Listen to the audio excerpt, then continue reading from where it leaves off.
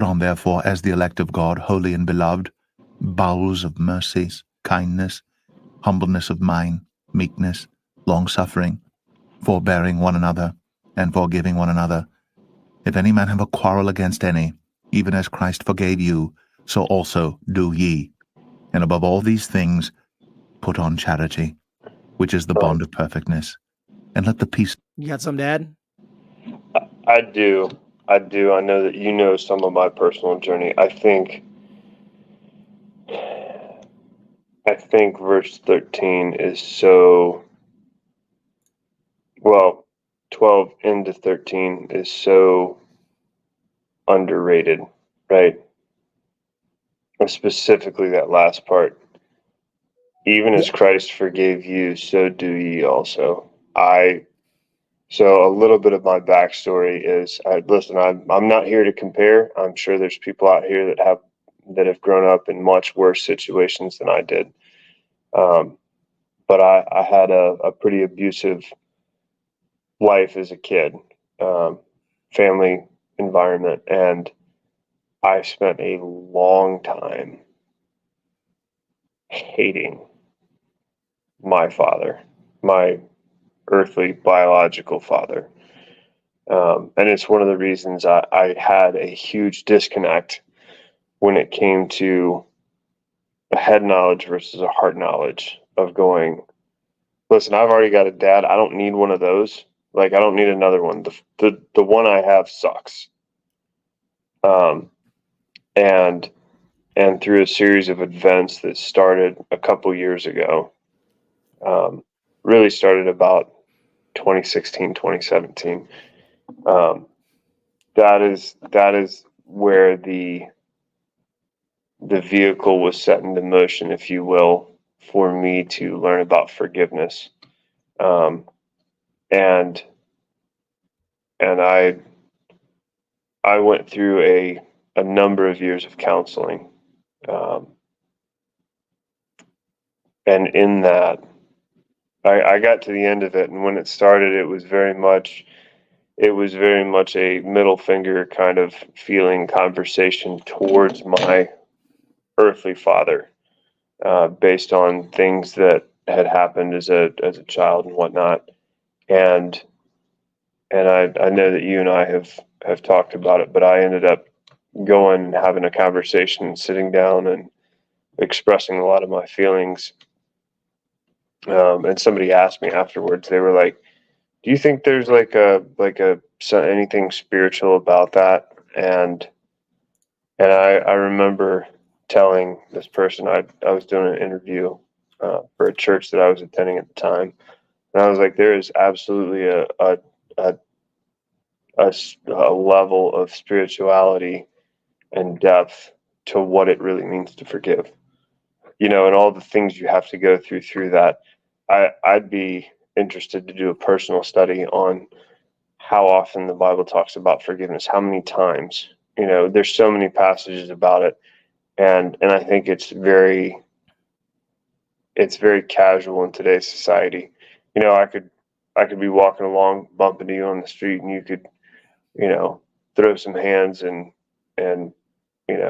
mess me up, right? And I could sit there and be like, yeah, whatever, I forgive you, right? But have I actually forgiven you in my heart and gone, I don't have it, like, I'm still going to have a healthy boundary for you, right? But when it says, even as Christ forgave you, so do ye also.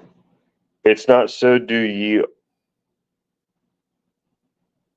if it's comfortable, or so do ye if it's convenient, or anything like that. It's a so do ye, period, right? If he can forgive the sins we have done, and he can hang his son on a cross to die the worst death known to man, I don't care who hurt you and how they did it. Like, that right there is something that nobody focuses on anymore. If you want to find out what it's like to be set free, if you want to find out what it's like to have a relationship with Jesus Christ, one of the things you have to know is going to be on that road is coming to a point where whoever has wronged you in the most unexplainable or just vile way, like you're going to have to come to a point where you forgive them. Dude, I'm so glad you. Go ahead. Because until that, I don't want to tell you you won't have a relationship with Christ, right? You certainly can and will without forgiveness. But it'll be like you hit a wall. You'll be like, well, I know a lot of things, and I understand things. I read the Bible. I do this and I do that.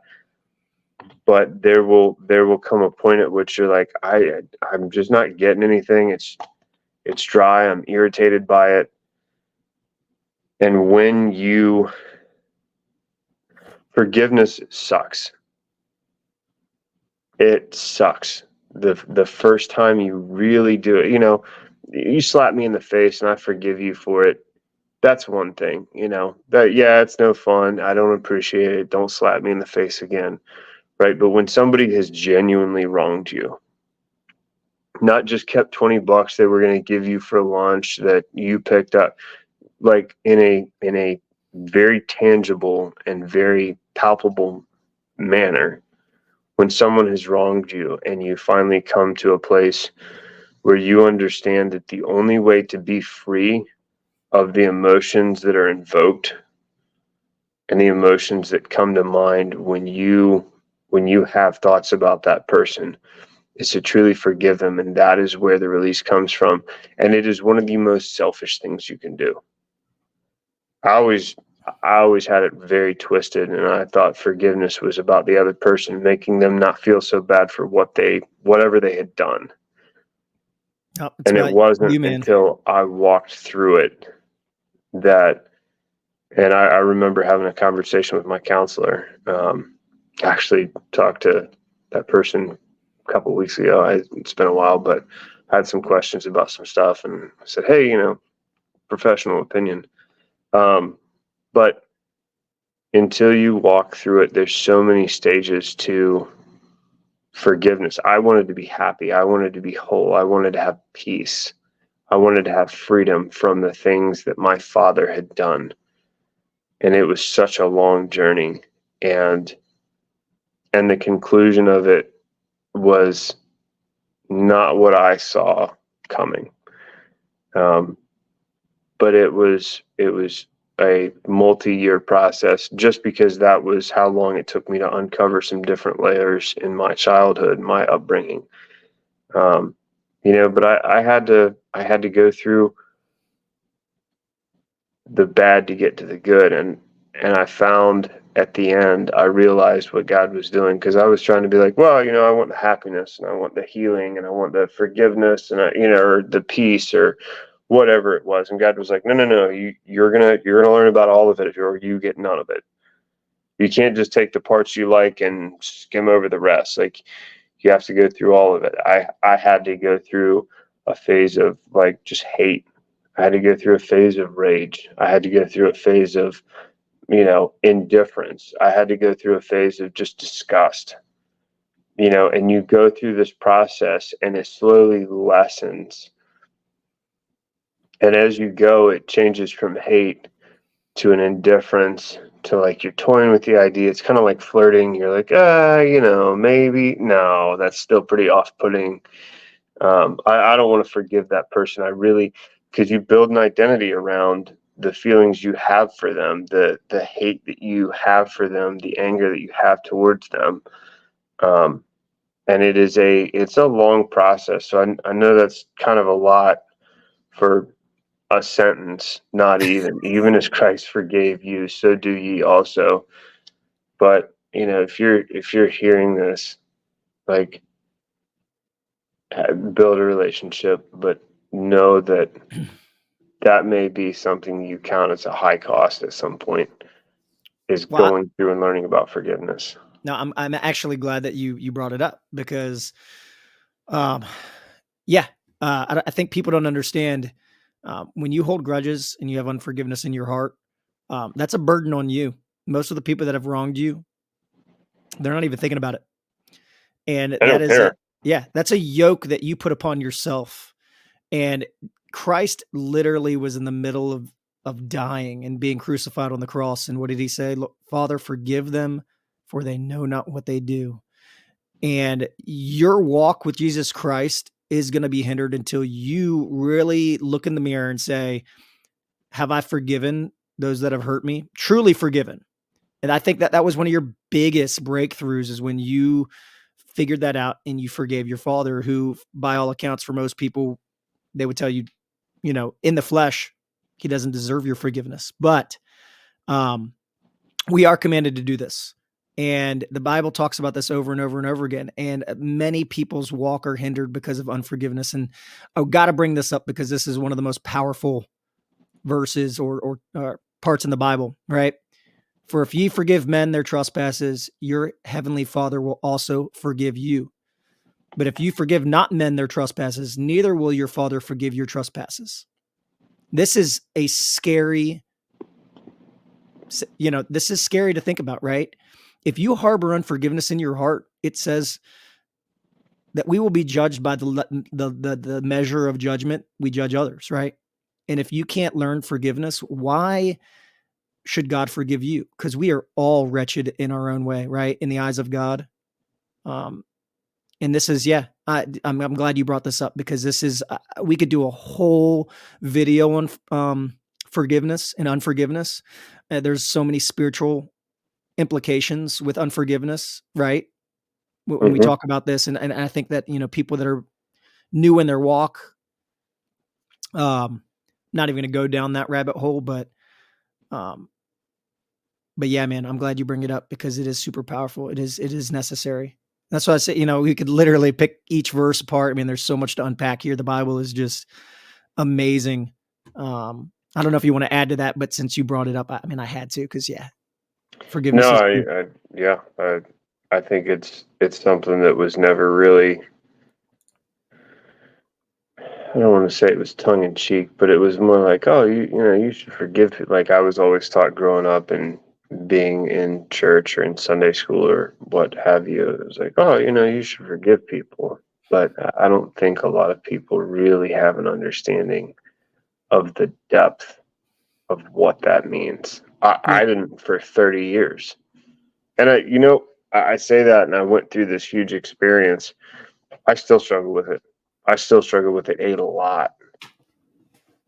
There's people that I have a lot of feelings about, and they're not kind, and to go through and go, well, this is a me thing, and I need to pull that out and then dust it off and walk through forgiveness again. It's something that I battle with for the longest time, and really just asking God to soften our hearts, right? To replace that heart of stone with a heart of flesh. That's a real thing, you guys. It really is. Most people are walking around with a stony heart, man, and they are bitter, frustrated, angry, and we wonder why our fuses are short, why we have road rage, why we come home and instead of enjoying the company of our loved ones, we, people take their frustrations out on the people that are closest to them and destroy relationships. Bitterness and unforgiveness, man, is underrated. And I'm glad you brought it up, because anybody that ever watches this, please go do a biblical study on forgiveness, because I think when the good Lord punches a lot of people's tickets and they stand before the Lord and they've been holding unforgiveness to almost everybody in their life, I wouldn't want to be standing there in their shoes. Let's just say that.